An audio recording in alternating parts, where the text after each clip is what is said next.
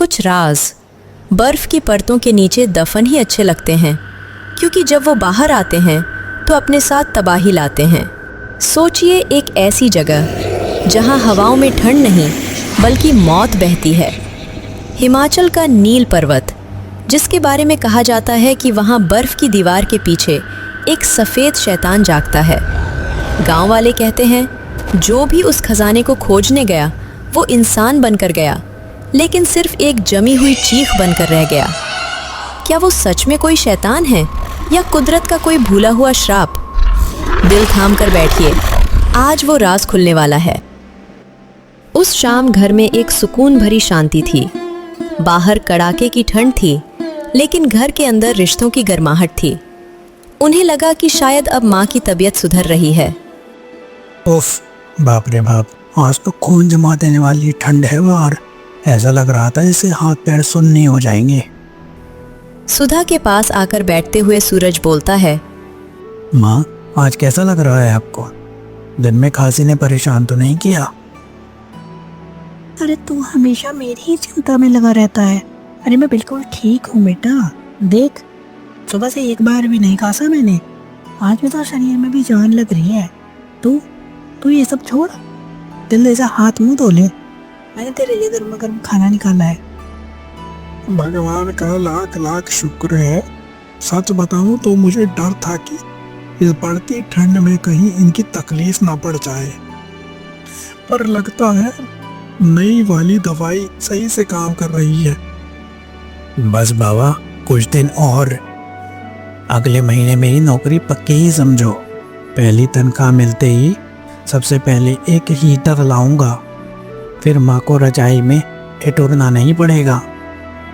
कितने भोले थे वो लोग, अपनी छोटी छोटी खुशियों में खोए हुए। उन्हें क्या पता था कि जिस शांति को वो सुधार समझ रहे हैं वो असल में तूफान के आने से पहले की खामोशी है।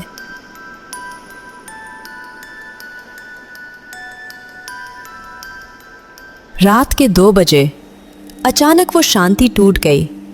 माँ की खांसी ने सन्नाटे को चीर दिया, लेकिन इस बार आवाज में दर्द बर्दाश्त से बाहर था। अरे माँ, क्या हुआ? क्या हुआ माँ? तुम्हें इतनी खांसी क्यों आ रही है? सूरज, छाती कटी जा रही है। सांस नहीं आ रहा।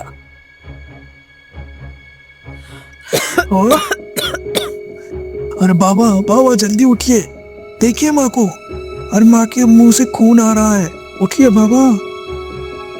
अरे भगवान, इसका शरीर तो आग की तरह तप रहा है। सूरज, जल्दी अपनी माँ को उठाओ, हमें इसी वक्त अस्पताल भागना होगा। माँ, हिम्मत मत हारना, बस हम थोड़ी देर में डॉक्टर के पास पहुँच जाएंगे। अरे ध्यान से बेटा, सर न लगे। गाड़ी वाड़ी का इंतजार नहीं कर सकते, जो होगा रास्ते में देखेंगे। बस तू अपने कदम मत रोकना। अरे नहीं रुकूंगा पापा, बस आप रास्ता दिखाइए। उस रात न कोई सवाल हुआ न कोई जवाब। बस एक बेटा था जिसने अपनी माँ को कंधों पर उठा रखा था, और एक पिता जो आगे दौड़ रहा था। अस्पताल के उस ठंडे कॉरिडोर में बाप बेटे की सांसें अटकी हुई थीं। हर गुजरता पल उनकी धड़कनें बढ़ा रहा था। और फिर डॉक्टर साहब बाहर आए। उनके झुके हुए कंधे बता रहे थे कि खबर अच्छी नहीं है। रामदीन, देखो, मैं घुमा फिरा कर बात नहीं करूँगा। रिपोर्ट अच्छी नहीं है। तुम्हारी पत्नी को ब्लड कैंसर है और बीमारी काफ़ी फैल चुकी है। क्या डॉक्टर साहब, ब्लड कैंसर? नहीं डॉक्टर साहब, आप फिर से देखिए एक बार। उसे तो सिर्फ ठंड लगी थी, खांसी ही तो थी उसको। ब्लड कैंसर कैसे हो सकता है डॉक्टर साहब? अरे डॉक्टर अंकल, आप ये क्या कह रहे हैं? माँ तो कल तक ठीक थी, बस खांसी ही तो थी उसको। कैंसर कैसे हो सकता है? अरे कोई और टेस्ट कर लीजिए। बेटा, यही सच है, और सच यह भी है कि इस छोटे से अस्पताल में हमारे हाथ बंधे हुए हैं। इनका इलाज सिर्फ शहर से आने वाली स्पेशल टीम ही कर सकती है। तो बुलवाइए ना डॉक्टर साहब, जो करना है करिए। बस मेरी सुधा को बचा लीजिए डॉक्टर साहब। उन्हें लगा कि बीमारी का पता चल गया तो इलाज भी हो जाएगा, लेकिन उन्हें अंदाजा नहीं था कि असली बीमारी शरीर में नहीं, उनकी जेब की गरीबी में थी। टीम आ जाएगी, लेकिन इलाज और ऑपरेशन का खर्चा करीब 5 लाख आएगा। और मौसम विभाग के हिसाब से अगले हफ्ते से भारी बर्फबारी शुरू होने वाली है। तुम्हारे पास सिर्फ 1 हफ्ते का टाइम है। अगर 1 हफ्ते में पैसे जमा नहीं हुए और ऑपरेशन नहीं हुआ तो रास्ते बंद हो जाएंगे और हम फिर कुछ नहीं कर पाएंगे। 5 लाख, और वो भी 1 हफ्ते में? अरे डॉक्टर साहब, 5 लाख तो मैंने कभी सपने में भी नहीं देखे। पिछले इलाज कराने में तो खेत जेवर सब बिक गए। डॉक्टर साहब कुछ तो रहम करो, हम 5 लाख कहाँ से लाएंगे? तो क्या करें डॉक्टर साहब, पैसे नहीं हैं तो माँ को मरने दे। आप इलाज शुरू कीजिए ना, मैं कमा के दूंगा, अपनी पूरी जिंदगी गिरवी रख दूंगा, पर मेरी माँ का इलाज मत रोकिएगा आप। मैं जहाँ से भी होगा मैं पैसे ला के दूंगा। मैं मजबूर हूँ बेटा, नियम होते हैं। शहर से टीम और दवाइयाँ तभी निकलेगी जब पैसे जमा होंगे। मेरे हाथ में कुछ नहीं है। I am really sorry. साहब मुझ गरीब पे रहम खाओ साहब। 7 दिन में तो मैं भीख मांग कर भी इतना पैसा नहीं ला पाऊंगा। आप पैसे मांग रहे हो या मेरी बीवी की जान मांग रहे हो? उस कमरे में अजीब सा सन्नाटा छा गया। एक तरफ बाप की लाचारी थी और दूसरी तरफ बेटे की जिद। 5 लाख रुपए, एक ऐसी दीवार थी जिसे पार करना नामुमकिन लग रहा था। बाबा उठिए बाबा, रोने से माँ ठीक नहीं होगी। डॉक्टर ने 1 हफ्ता बोला है ना, अभी हमारे पास 7 दिन है। मैं लाऊंगा पैसे, चाहे मुझे कुछ भी करना पड़े। मैं माँ को कुछ नहीं होने दूंगा, आप परेशान मत होइए। सूरज की आवाज में एक अजीब सी ताकत थी। उसे नहीं पता था कि वो 5 लाख कैसे लाएगा, बस इतना पता था कि अपनी माँ के लिए वो दुनिया से भी लड़ जाएगा।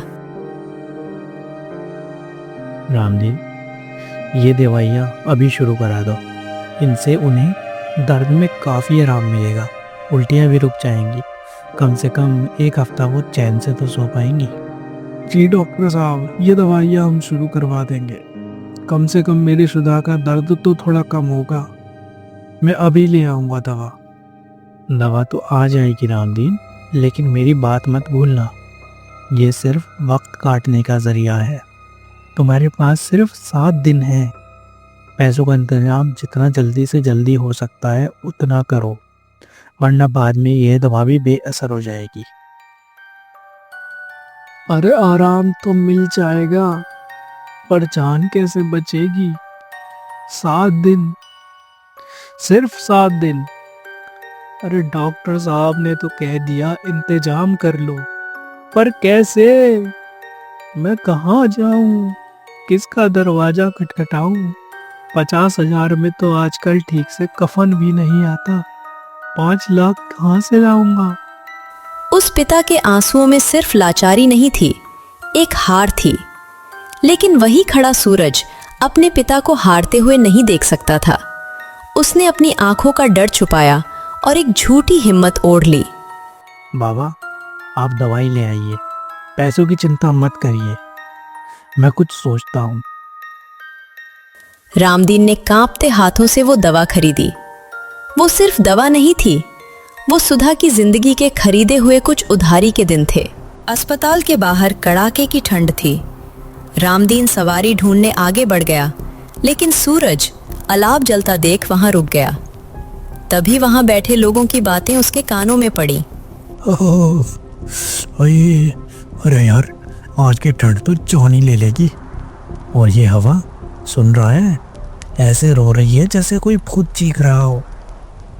अरे हवा नहीं भाई, ये इशारा है। बड़े बुजुर्ग कहते थे जब हवा ऐसे रोती है समझो ऊपर नील पर्वत पर वो सफेद शैतान जाग गया है। हीरा छोड़ यार, सब मनगढ़ंत कहानियां हैं यहाँ। शैतान? अरे कौन सा शैतान भाई? अरे कहानी नहीं है, एक गुफा में इतना सोना चांदी है कि 7 पुश्ते राज करे राज, पर वहाँ वो शैतान पहरा देता है ना, वो यती। अरे सफेद बालों वाला शैतान। अरे जो गया ना कभी लौट कर नहीं आया। खजाना तो है पर नसीब में नहीं है। अरे खजाना? लोग कहते हैं वहाँ मौत है, पर मेरी जिंदगी में तो अभी भी मौत ही खड़ी है। 50,000 जेब में है और चाहिए 5 लाख। ठीक है फिर, अगर मरना ही है तो बिस्तर के पास लाचारी में रोते हुए नहीं, उस शैतान से लड़ते हुए मरूंगा। मुझे वो खजाना चाहिए, अपने लिए नहीं पर अपनी माँ के लिए। अरे सूरज बेटा आजा, दांगा मिल गया है, ले आ चल अपनी माँ को। आ बिठा इसको। हाँ आ रहा हूँ बापू। सूरज तांगे में बैठ तो गया, लेकिन उसका रास्ता अब घर की तरफ नहीं बल्कि उस मौत के पहाड़ की तरफ मुड़ चुका था।